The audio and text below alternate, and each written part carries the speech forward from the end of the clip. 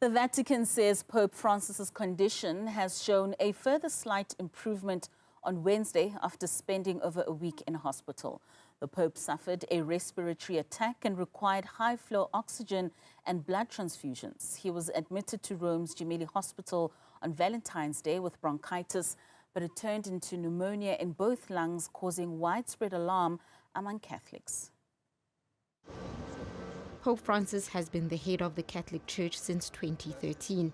He has suffered numerous health issues in recent years and underwent major surgery in 2021 and 2023. The Vatican said the Pope had presented a prolonged asthmatic respiratory crisis and thrombocytopenia associated with anemia. The pontiff's doctors said there was no imminent risk to his life, but that he was not out of danger. His prognosis remains reserved. The Pope's hospitalization has cast doubt over his ability to continue as leader of the world's almost 1.4 billion Catholics, fueling speculation over his potential resignation.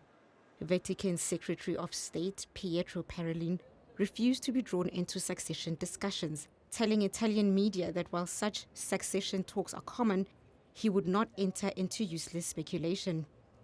On Wednesday, the Vatican said a CT scan performed on Tuesday showed normal progression of the pulmonary inflammatory condition, while blood tests confirmed the improvement. Meanwhile, thousands have gathered around the world to pray for the Holy Father's health.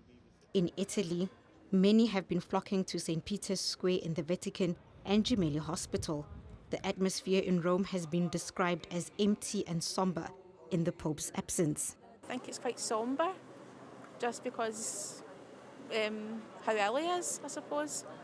I agree, quite somber. Yeah, been quite a modern Pope, I would say, so he has, which has been good for the Catholic Church. So it'd be a shame to lose him. But let's hope the next Pope carries on his legacy. I would say so. Now Rome, it's kind of empty. You feel in the air also what's going on, maybe with health of the Pope, and a lot of pilgrims also not so happy.